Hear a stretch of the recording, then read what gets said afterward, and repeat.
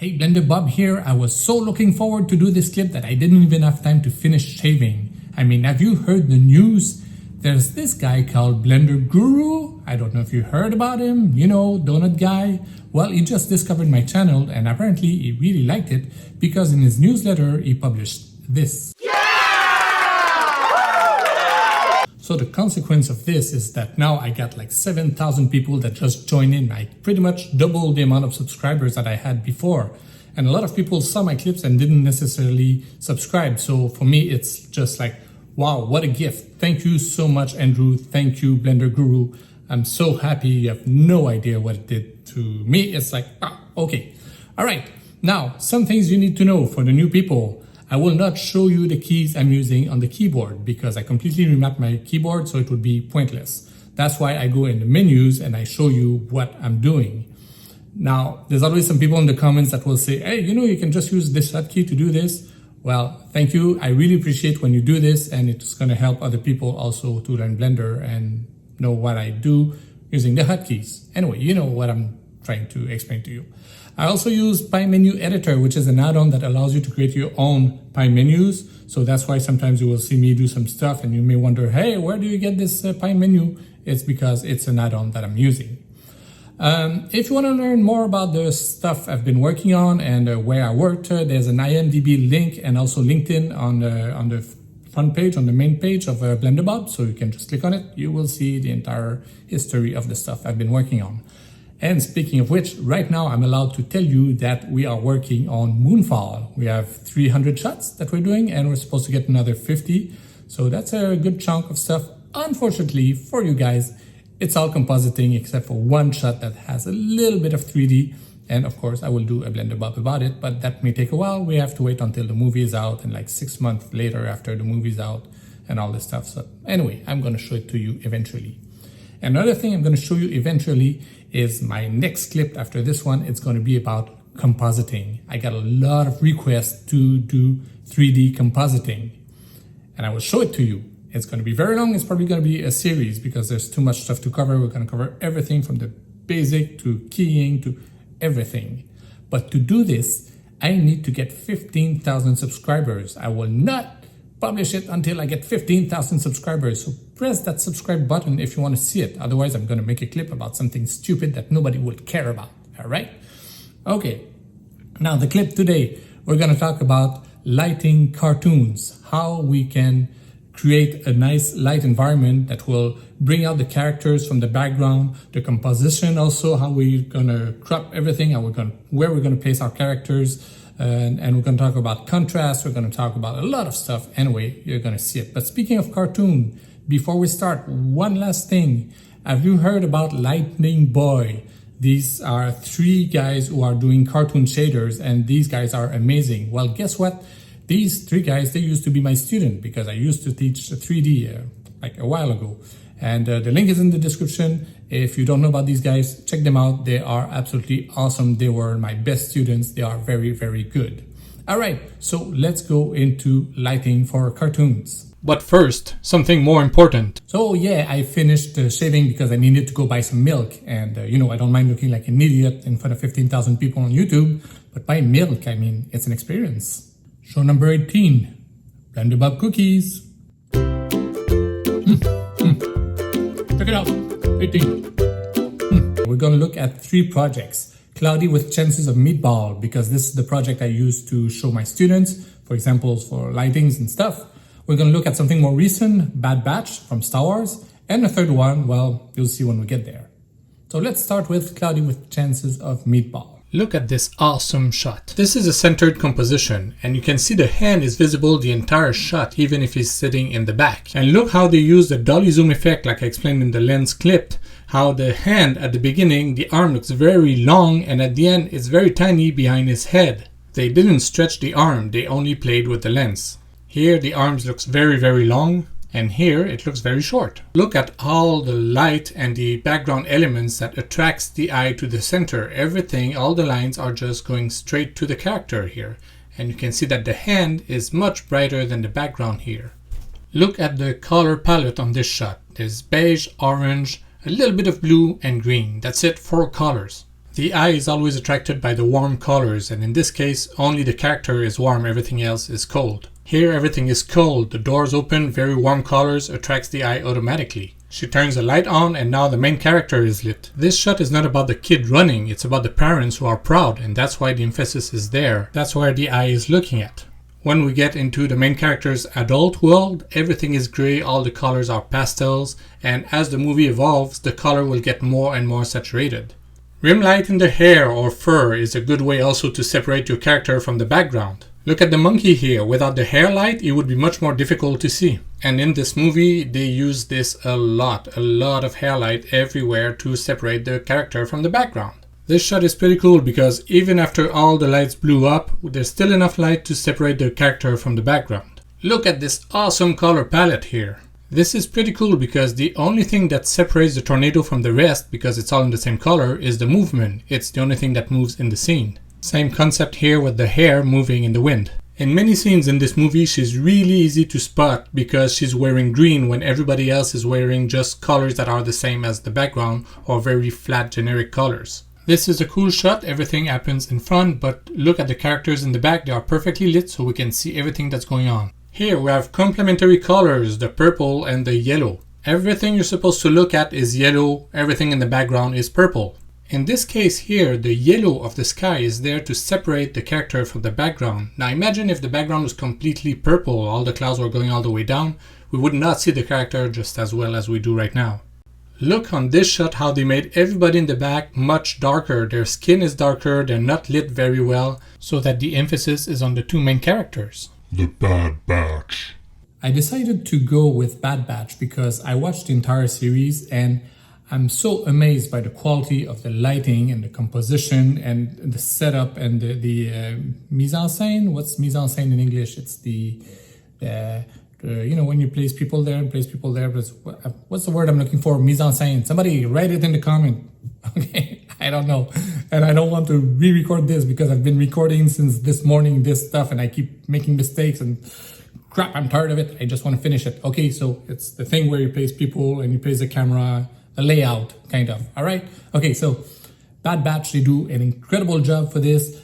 Like every shot is perfect. So that's why I chose it. Let's take a look. Bad Batch, Star Wars. One thing that makes the Bad Batch lighting so interesting is that as soon as a scene comes up, your eye goes directly where it's supposed to go. They make the background just a little bit darker than the main subject. The background sets will not distract you too much. They play with the depth of field. Every single shot is perfectly lit. And you have to understand that this is a series, which means they have to do them very fast. It's not like a Pixar movie when they can take 2 years to do 90 minutes. And it's the kind of show that you can look at and think, how could I make the lighting better? And, you know, there's not much you can do. It's already really, really good. Freeze frame! The stormtroopers in the back are very bright. They're in the center of the screen, so we know the action. We have dark containers in the foreground that frames the stormtroopers in the back. And it also helps the front character because he's white against a black background. As for the guy on the right, he got just enough light to cut himself on the background and he has some colors also. Strong rim light on all the characters. Là, je vous parle en français pour absolument aucune raison. C'est juste pour voir il y a combien de personnes dans les commentaires qui vont écrire « Hey, qu'est-ce que tu écris dans cette partie-là? Je comprends rien. » Inside joke pour les personnes françaises.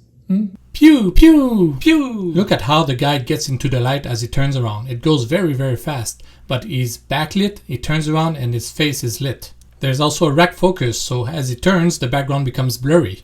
Whatever happens, you can always follow what's going on. Hey, Michael Bay, maybe you should take a look at Bad Batch to see how they do this. Okay, let's do another freeze frame here. So the background is light here to attract the eye. This is the widest part of the entire thing, so it brings the attention here.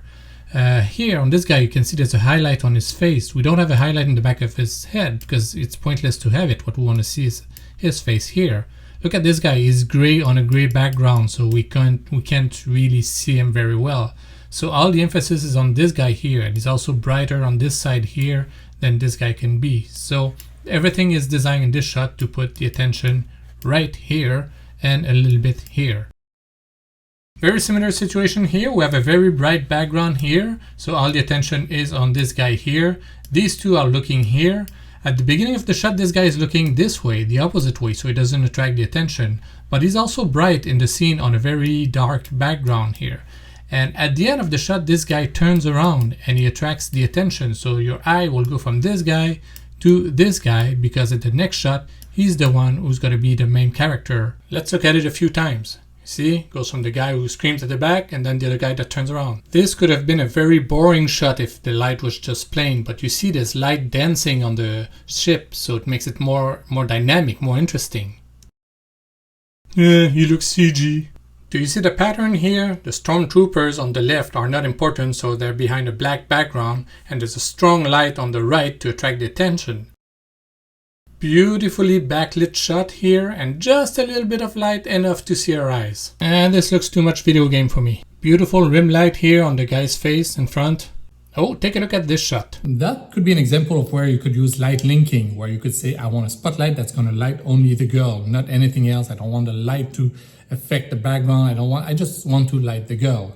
Now, we don't have light linking yet in Blender at the time of doing this recording, but it's supposed to come for 3.0, which is in alpha right now. Now, please do it right, because RenderMan, their implementation of light linking in Blender is not good. That's not the way it should have been done. And people from the Institute, because I know some of you guys are watching, if you want some advice, please contact me. I will give you some examples. I will make some clips for you. I will do whatever it wants. We need to get light linking working properly. Dale knows how to reach me, so just talk to him. He will talk to me, whatever. We'll find a way, all right? Okay, so let's move on. We have tiny ships here in the back following the main ship, and if we put them on the black background, we're not going to see them with the stars and everything. So let's put a planet behind.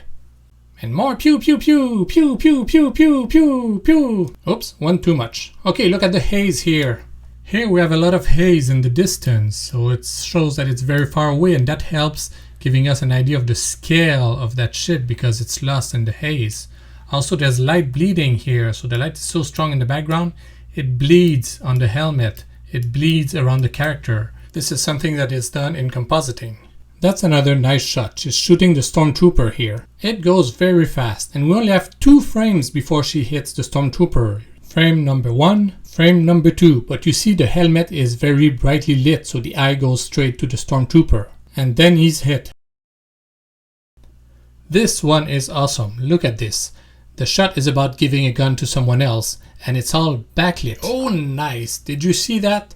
As the guy turns around, he reveals what's coming. The guy's coming from the back. So at the beginning of the shot, he's blocking the view. He turns around, and then we can see the other guy's coming. Another shot that's beautifully lit. You can see the light is coming here to hit this guy here. He's talking to her. And we want to see this guy's reaction too. So all the lighting here is designed to tell the story. This is interesting here.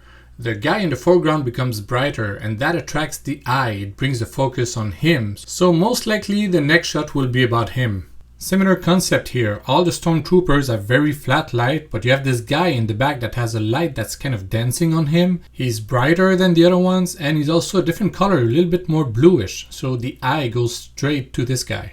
The last film I chose to talk about is Blender Studio's Spring, because Spring was, for me, absolutely mind-blowing. It is absolute perfection when you talk about cinematography, when you talk about lighting, when you talk about framing and everything. It's top-notch. It's a great example. It's a very good start. Look at this beautiful color palette. The main subject is a little bit brighter than the rest. Depth of field here to bring the main subject in focus. So it's not just about lighting, it's also about the cameras and everything and all the elements that you can group together to make a beautiful product. Opening shot. You see, we get the emphasis on some spots of clouds that are very bright, so we know this is the subject, this is what we look at. Here, we have an animation. The characters are super tiny, but we can see them because they are backlit, and this is wonderful. Then the shade, but we can see them. Even the little stick is behind a bright cloud. Here we play with the color contrast, warm on one side and cold on the other one. We have our little girl here. She has some colors, she has some red. She's the only thing that has red on it. and she's against a cold background and her face is orange, so it's easy to see against the background. Now we can see that she's in a warm environment, but where she's going, it's very cold. And here, I'm not sure if she likes the cookie or not. So this shot tells us what's gonna happen. She goes from a very bright, warm environment into something cold and dark. I apologize for cutting the movie, but that's the only way I can show you the difference here between the establishing shot we had before and the one where we are right now. So before we had some light in the clouds to show you where she's going. There was a lot of light in the mountains and everything, and now there's nothing. Where she's going, everything is dark and blue. In the first shot, the sun was there to attract the eye. In the second shot, it's not there. We don't want it. We don't want it to feel warm and inviting. And here we have a fabulous transition going from one world to the other. Here we go, we get into the darkness. Now we completely change the color palette. Everything is gray now. There are no more colors. It's monochromatic. Establishing shot for the environment with a beautiful rack focus. We just see this plant and suddenly, whoops, we see the girl just hiding behind the plant. It's absolutely beautiful. So everything around her is monochromatic except for her. You can still see the colors in her. Her skin and her dress, it's still colors that are, kind of almost normal in broad daylight. You see the dog here is the same color as the environment, but yet we can still see him very easily. The big rock there is the main subject and there's a bright background to take it out. And here there's kind of a glow around it to make it more visible. It's a cheat, I'm sure, because otherwise we couldn't see it and there's no reason, there's nothing that justifies that glow that we saw before. But that's fine, that's all good. We are in a magical environment. Nice use of depth of field here. And when she hits the rock, we see a little bit of orange. And this is kind of a preview of what may happen later. This shot is awesome. It's not about lighting, it's about composition. Look at this, she's framed in the center and then the camera moves away to reveal the foot there also centered. Beautiful. If you look at the foot here, there's just too much light around it, but that makes sense in this case because we want to see it. The idea is not to make a light that's realistic or whatever. The idea is to make a light. Oh, I have to stop here. Look at this composition. All the lines, the legs that bring you to the center. It's so beautiful. It's awesome. Okay, so what I was saying is you do the lighting to tell a story, actually to bring a storyline. The lighting is not necessarily realistic as long as it does the job it's intended to. You can see there's a change in the color palette here. We're more bluish than we were before. Before it was all kind of neutral gray, and now we're more in the blue environment. There is just enough smoke to cover what we don't need to see, so the emphasis is in front. The smoke dissipates to reveal her face. Gorgeous backlit shot here. It's awesome. Now we feel the smoke closing in on her like she's getting trapped, and suddenly boom, boom, boom. Okay, so I'm not commenting only on the lighting, I'm commenting on about everything, but I cannot help myself. Now remember at the beginning I told you about the orange that was kind of foreshadowing what's going to happen later? Well, here we go. Now we go into the orange. Orange is light, orange is life, orange is joy, orange is warm, and everything is starting to change. Now look at the details. Maybe you probably never saw this, but when the legs go up, there's more light on the ground. You see, toop, toop. You see the ground gets brighter when the legs get off? It's like in Bad Batch, every single scene is designed to attract the eye where you're supposed to look at. And this is really, really well done. There's a very nice shot coming up where you have 3 story elements in the same shot. And it's right about here. First element, second element, third element. In the next shot, as a viewer, you feel like you want to catch that thing, but you cannot because the camera keeps moving away from it. It's kind of a reverse situation from the dog, both trying to catch that thing but cannot. Nice reveal here, the camera pulls out and you can see they are not trees, they are big creatures. The cinematography in this movie is absolutely gorgeous. I mean, these guys don't have anything to be jealous of Pixar or Disney for that matter. This is actually the movie that made me decide to go from a Maya pipeline to a Blender pipeline. I saw this and I thought, well, if this can all be done in Blender, then we can do anything we want. Oh, look at her hair light here. Very nice, rim light, we like it. Where is it coming from? In the fog environment? It doesn't matter, we don't care, it just works. And you know what? Most of you probably wouldn't even realize that there's a hair light right there if I didn't mention it. But you know what? This is what good lighting is about. Make it look awesome, not too much, not too little. Nice shot here where the creatures are turning around, and here we can see them, they walk towards the light. Beautiful shot. And at the end, she's going back to her world, and all the colors are saturated, everything is beautiful, it's sunny. The hero's journey is over. So, what have we learned about lighting? Well, we know that lighting is not just to put light in a scene. Lighting is there to put the emphasis on the action, on what's going on. Where do you want the person to look at? We saw some tricks on how to achieve it by making the background darker or to make the main subject backlit. We talked about color palettes. You don't want the colors all over the place. You want to stay always in the same color palette. Look at this shot, it's so beautiful. We also learned that sometimes you just need a rim light to show the object or the character or the monster or whatever it is. We saw that dynamic lights, lights that move, lights that flicker can attract the eye. We saw that a change of light can bring you to the next scene, can drive you to tell you what's gonna happen. So we can use light to reveal some elements of the story. So unless you're working on a full CG shot, lighting for cartoon is different than lighting for VFX. In VFX, if you have a plate, you need to match the plate. It needs to be perfectly integrated, otherwise we're gonna be able to tell that it's CG. In a cartoon movie, you have much more freedom because you can do whatever you want. You can link lights, you can have lights that don't cast shadows. The only restriction you have is the rendering power, because more lights, more rendering power. I will not cut the credits, because the credits are important. These are the people who worked really hard to make that movie, and they deserve the time on screen to be seen. Congratulations to all these guys, you did an incredible job. Now, whoa, don't leave too fast. I'm not done yet. I want to show you after the credits some cool stuff about color palettes. Yeah, because I keep talking about color palettes. What is a color palette? A color palette is all the colors that are in your shot. This will define the mood of your movie. Okay, the credits are over. Let me show you. So this Adobe website is very good for defining color palettes, to try to make color palettes. If you're not really good at this kind of stuff, it can help you very much. So you have this center dot here that you can move around, and it's going to give you different results. You can extend it and make it smaller. You can move everything around, and it's going to give you different results. If you go towards the center, it's going to be less saturated.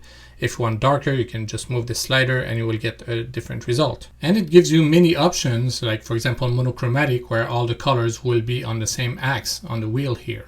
Triad option, I'm not too crazy about this. I don't think it makes very interesting color palettes. Then you have complementary colors, so the opposite of the color wheel. Does this one rings a bell here? There was a time where all the movies were graded orange and blue, called Blorange or orange and teal. And that was really annoying because all the movies looked the same and everything was either orange or blue. Well, I'm glad we're past that now. So you can keep playing with the software and try different color palettes, but there's something else you can do. You can analyze other movies, see what they look like, what is the color palette for these movies. So let's try some stuff from Spring. So you just drag and drop the pictures that you want in there and you get the color palette automatically generated for you. Now look at this. This is an absolutely beautiful color palette, and you can see the muted colors, deep color, dark colors. You can play with all this stuff. I leave it on colorful because it's nice. Okay, so this is another scene where you can see everything is in the blue with little touches of yellow, which is not really a complementary color because the opposite of yellow is purple, but you know, it's close enough. This is also very similar. Now you see this one, everything is gray, cold gray, bluish. It's very nice. And now we add a little bit of red in it. Color palettes are the mood of the movie. That's what it is, pretty much. Here we add a little bit of orange, actually a lot of orange because orange is the most important in there. And at the end we have the color palette where everything is kind of warm, but you still have some cold colors in the grass. And I wanted to try the last one because I thought this shot was so beautiful. Look at the colors here. This is a beautiful color palette. There's another website you may want to check out, and this one is moviesincolor.com. And this guy analyzed so many movies, a lot of them. Speaking of movies with incredible color palettes, this one is. In English, the movie is just called Amélie, but in French, it's Le Fabuleux Destin d'Amélie Poulain. It's an incredible movie. It's in my top 10. Unfortunately, it's a total ripoff of a short movie called Lucille et le photomaton. Anyways, if you go in the archive of this website, you can see the guy analyzed tons and tons and tons of movies. Looks like he haven't touched it since 2017, but still there's a lot of stuff that you can take a look at and look at color palettes from different directors. If you are still interested in learning more about color palettes and color science in movies, there's another website I will recommend for you. The link is also in the description. It's a very, very long article. Take a look at it. It's really interesting. I think the ultimate film director about color palettes is Wes Anderson. Just look at any of his movies. Just look for Wes Anderson color palette. You will find a lot of information on this. This guy is amazing for his colors. Color palette master. Right now, we are at 14,363 subscribers. Do you want to see the compositing clips? Do you? Do ya? Huh? I told you I need 15,000 subscribers, otherwise I'm not gonna show it. Okay, I'm gonna do like Disney, I'm gonna put it in the vault for 10 years, and you're gonna have to wait 10 years before I show it to you.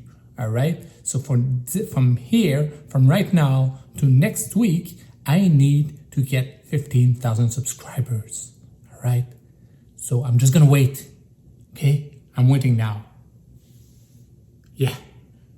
Waiting.